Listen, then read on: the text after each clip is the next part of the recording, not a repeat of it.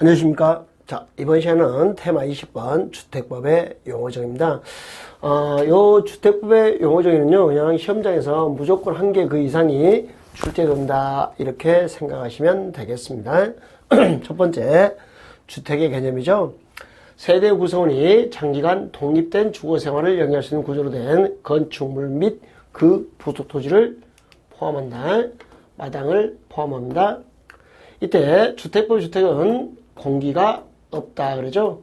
공간과 기숙사는 주택법의 주택이다 아니다? 아니다. 공기 없다. 이것도 잡아주시고, 공간과 기숙사는 주택법 주택이 아니죠. 그 다음에 준주택 있죠. 오피스텔, 노인 복지주택, 다중생활시설, 기숙사는 주택이다 아니다? 아니다. 여기까지. 주택건설 자금에 따른 분류죠. 자, 주택을 이렇게 나누죠. 자, 국민주택과 나머지를 민영주택, 국민주택을, 제한주택을 민영주택 한다는 거. 자, 그러면 국민주택 규모의 주택하고 됐네요. 자, 국민주택 규모의 주택은 주거 전용 면적 호당 세대당 85제곱미터 이하의 주택을 말합니다.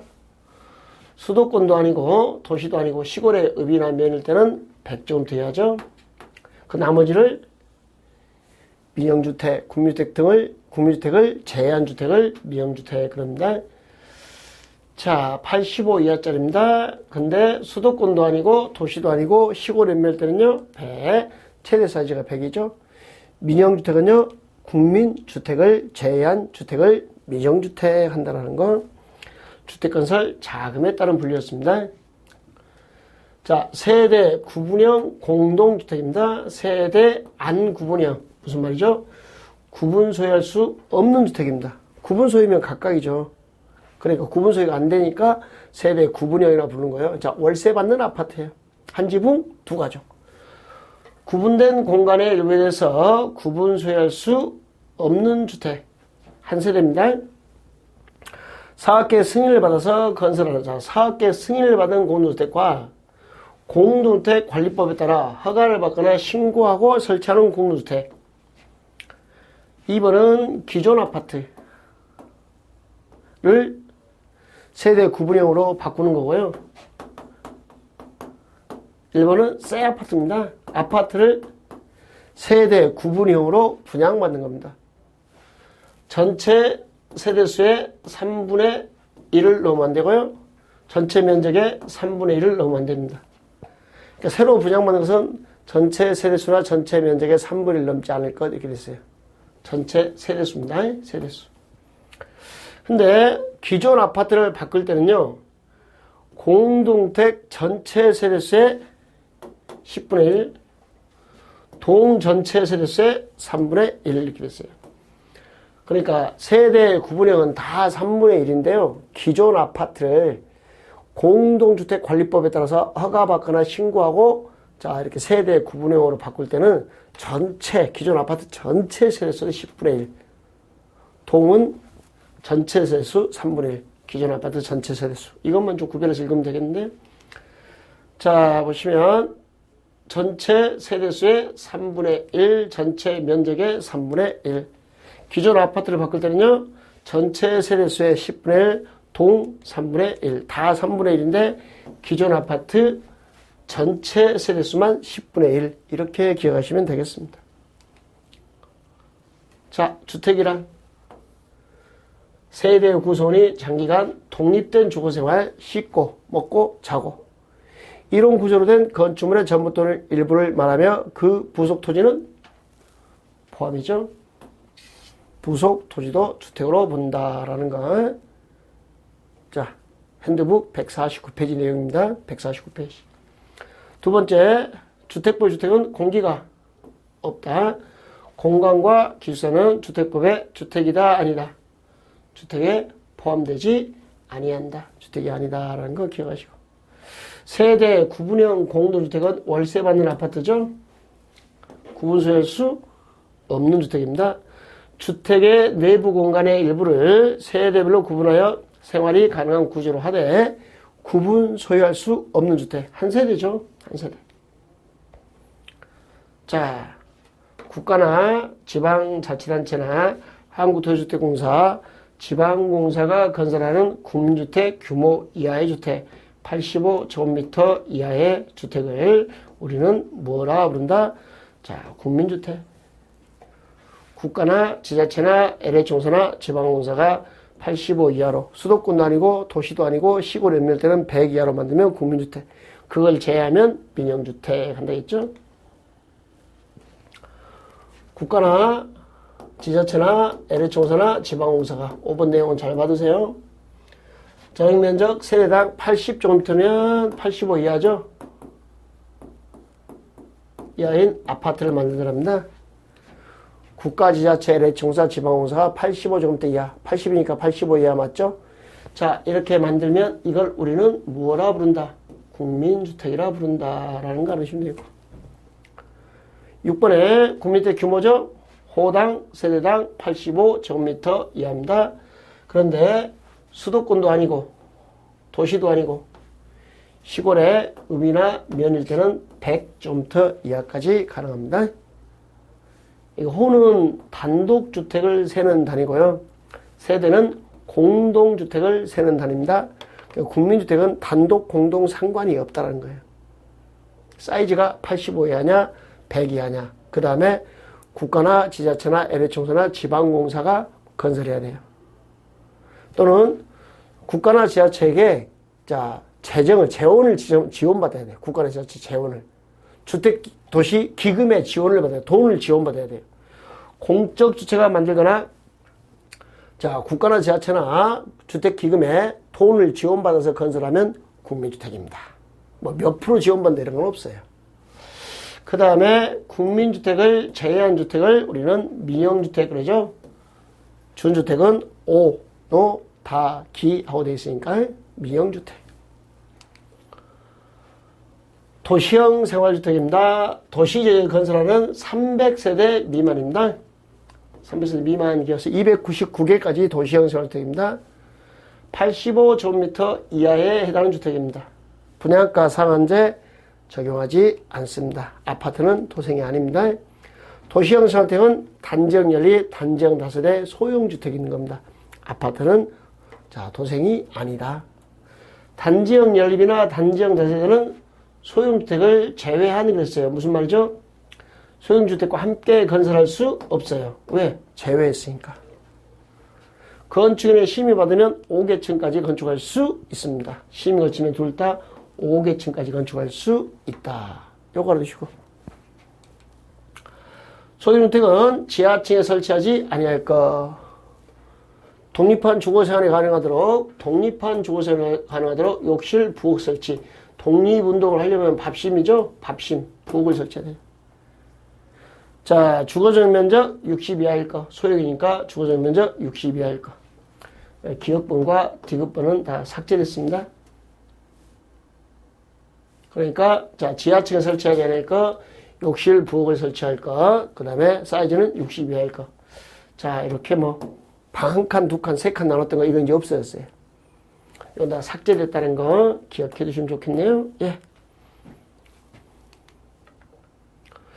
자, 도시형 생활주택 도생입니다. 도생은 몇 세대 미만이죠? 300세대 미만의 국민주택 규모에 해당하는 단지형 다세대, 단지형 연립, 소형주택이 있죠. 자, 도생 중 소형주택은 독립운동은 뭘로 하죠? 밥심. 독립운동은 밥심. 욕실하고 뭐요? 부엌. 옛날에는 귀뚜라미 보일러 있었는데 이런 거 이제 아예 따지지 않으니까 욕실 및 부엌을 설치할 거. 독립한 주거생활을 하면 욕실이 있어야 되고 밥을 먹어야 되니까 뭐가 있어야 돼요? 부엌이 있어야 될 거 이렇게 됐습니다. 욕실 및 부엌을 설치할 거. 소형주택은 사이즈가 얼마 이하죠? 60 이하. 앞으로 공법에서 소형주택 그러면 다 60 이하입니다. 우리 도시 및 중앙정보법에서 정비법에서 지분형 주택 공동 소유 기간 10년이잖아요. 그때 지분형 주택도 60 이하. 소형을 60 이하로 보기 때문에 그렇습니다. 예. 준주택, 오피스텔, 노인복지주택, 다중생활시설, 기숙사. 조심할 게, 요 다중생활시설에서 다가구 다가구 주택, 뭐 다중주택 이런 거 쓰면 안 되는 거 아시죠? 이건 주택이잖아요. 준주택이에요, 주택이에요. 주택. 오피스텔, 노인복지시설, 다중주택, 다중생활시설, 기숙사. 다중생활시설. 노인복지대에 또 뭐 노유자시설, 단어가 비슷하다고 이렇게 쓰는 것들이 있으니까 정확하게 좀 구별해 두시기 바랍니다. 자, 천천히 할까요? 오피스텔, 노인, 복지주택, 다중생활시설, 옛날 고시원, 다가구, 다중, 안 돼요. 그 다음에 기숙사, 이렇게. 오, 노, 다, 기. 오노가 사는 집은 준주택, 이 집에 놀러가면 다 기어다녀요. 준주택, 주택도 아닌 것이 주택처럼. 준주택은 주택이다, 아니다, 아니다. 이렇게 알아두시면 되겠습니다. 자, 다중생활시설은 준주택이다. 이종 근생에 해당하지 않는 그런데요. 다중생활시설은 사이즈가 500 미만이면 이종 근생, 500 이상이면 숙박시설이에요. 근데 이게 500 미만이든 500 이상이든 상관없이 다중생활시설은 뭘로 본다? 준주택이다. 앞에 수식어 이런 거 뭐가 있든 상관없다는 거예요. 이종 근생이든 숙박시설은 상관없이 다중생활시설, 그럼 뭐다? 준주택. 얘가 항상 다가구, 다세대, 다중주택, 막 이런 장난칠 때니까 조심하세요. 다중생활시설이에요. 다중주택 아니에요. 다중생활시설. 노유자시설 아닙니다. 노인복지주택. 아주 별 장난을 다 친다. 오노다기 했으면 수식어 있지만, 그 다음에 조심할 게 노유자시설 X, 다중주택 X. 이 정도는 봐두시면 되겠습니다. 자, 주택에 딸렸다. 그럼 우리가 부대시설 그래요. 아파트 입구에 담장, 단지 내 도로, 하얀 박스, 주차장. 주차는 어디다 하는 게 가장 안전하죠? 관리사무소 없으면 경비실. 차 세우고 유리문 땡기면 그걸 건축 설비 그래요. 자, 왼쪽에 우편함, 정면에 승강기, 타고 옥상골로니까 접시 큰 거, 안테나, 정면에 봉색에 국기 계양대, 옆에 뾰족, 피레치. 이런 것들 건축 설비 전부 부대시설 그럽니다. 주택에 딸린 무슨 시설이요? 부대시설. 복리시설은 생활 복리를 위한 시설입니다. 그래 복리시설 그러면요, 생활 복리를 위한 시설 찾으시고, 할아버지와 손자가 손잡고 가요. 놀이터나 근생은 슈퍼는 손자가 끌고 가고, 유치원은 할아버지 유하고 끌려가는 거고, 할아버지 운동할 때 끌려가고, 할아버지 친구들한테 끌려가고, 경로당 이렇게. 자, 그 다음에 우리 전기, 가스, 통신, 지역, 난방시설, 상하수도 등 주택단지 안에 요것을 뭐라 그러죠? 여기서부터 전기부터 상하수도까지를 기간설 그래요. 주택단지 안에 있는 것과 주택단지 밖에 있는 기간설을 연결시키면 간선시설. 그러니까 기간설은 도로 플러스 불 3번 질러요. 자, 도로, 주택단지 안에 도로 플러스 불 질러요. 전기 불, 가스 불, 자, 보일러 불. 불 질렀으니까 물 뿌려요. 수도, 119 통신. 이렇게 됐네요. 자, 요 도로 플러스 불 3번 질러를 기간설, 그놈과 그놈을 연결시키면 간선시설.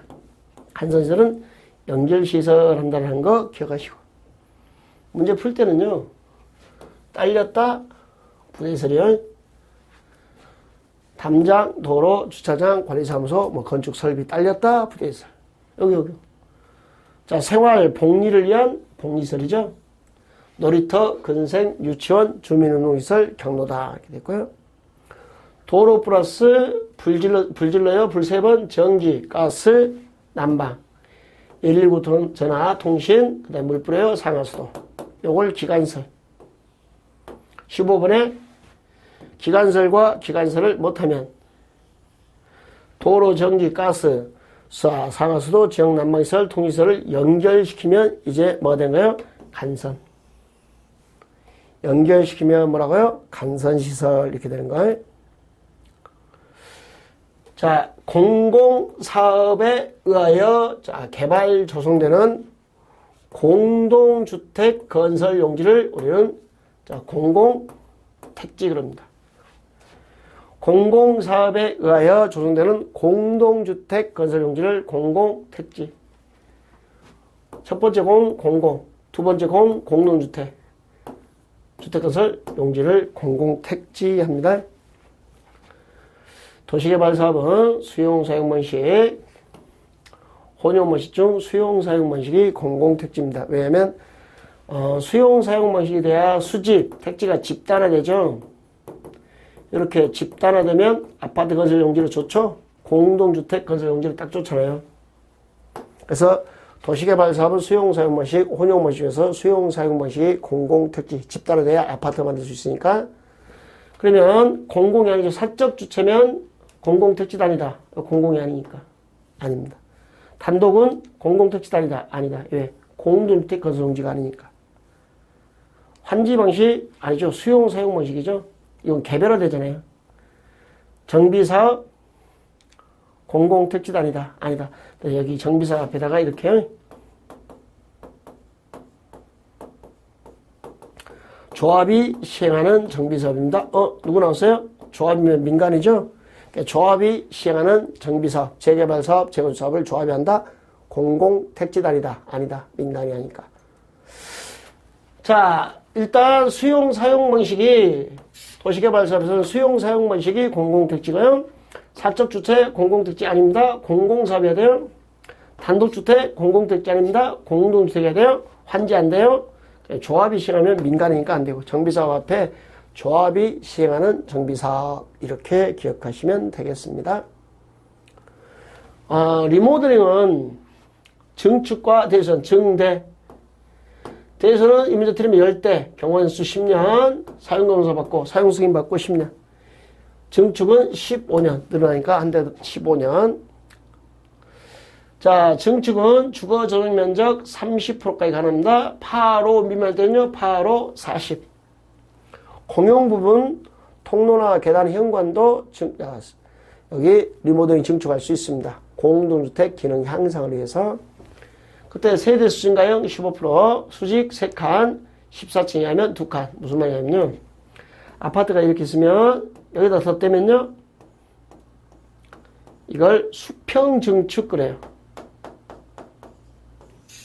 세대수 증가형 15%까지. 1000세대면 150세대까지 이렇게 세대수 증가형. 이걸 수직 증축 그래요. 15층 이상이면 3칸, 14층 이하면 2칸, 15층 이상이면 3칸, 14층 이하면 2칸. 계속 시험 문제는 이 2개가 시험 문제죠.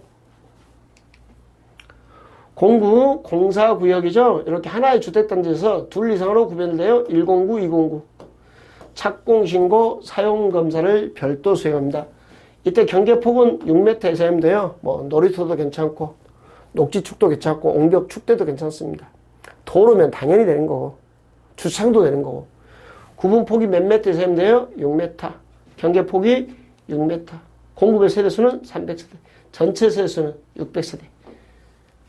전체 600, 공구별 300. 이렇게 잘 받으시면 되겠습니다. 주택단지입니다. 이렇게 아파트 단지가 있으면, 자, 하나의 아파트 단지, 여기에 고속도로, 철도, 자동차 전용도로가 지납니다. 이때는 폭이 문제 안 돼요. 폭 불문. 하고 무조건 각각입니다. 각각. 이렇게 생활권이 분리되니까. 일반도로 20m 이상, 21, 예정도로 8m 이상, 판례는 20 이상 공부해야 돼요. 그러니까 여기 일반도로가 20m 이상이면 각각. 여기 예정도로가 8m 이상이면 각각 별개의 주택단지로 본다는 거. 일반도로 몇 m요? 20m. 예정도로 몇 m요? 8m. 이렇게 되네요. 그럼 각각 별개의 주택단지로 봅니다. 풀어볼까요? 일반 도로로 분리된 주택단지는 각각으로 보려면 몇 m 이상? 20m, 21. 예 정도는요 8m. 어차피 시험장에 여기서 답이 다 나오거든요. 고속도로, 자동차 전원도로, 철도, 지방도, 특별시도, 광역시도 이건 몇 메타 폭이 없거든요. 이 두 개만. 자, 수직 증축입니다. 위로 쌓는 거 15층 이상이면 3칸, 14층 이하면 2칸. 공구란 하나의 주택단에서 둘 이상으로 구분되는 일단의 구역으로서 공구별 세대수는 300, 전체 세대수는 600, 공구별 300, 전체 600 이렇게 찾아주시면 되겠습니다. 자, 13번은 토지 임대부 부정주택입니다. 토지는 임대, 월세 내고요. 주택은 내 거. 주택은 분양받았으니까 내 거. 토지는 네 거. 누구죠? 네 거, LH공사 거. 그러니까 이게 뭐냐면 월세 내는 아파트. 임대차 기간 40년. 갱신 청구하면 75% 이상의 갱신 청구하면 40년 연장. 임대료는 월세. 토지 소유자가 주택을 공급받은 자가 합의하면 임대료를 보증금으로 전환해 납부할 수 있다. 40년, 연장 40년인데 75% 이상의 갱신 청구합니다. 임대는 월별, 월세가 원칙입니다. 그런데 토지 소유자와 주택을 공급받은 자가 못하면 합의하면 보증금 전환도 가능하다. 이렇게 되어 있는 거. 여기까지 토지 임대부 분양주택입니다. 여러분 세대 구분형은 월세 받는 아파트, 토지 임대부 분양주택은요 월세 내는 아파트.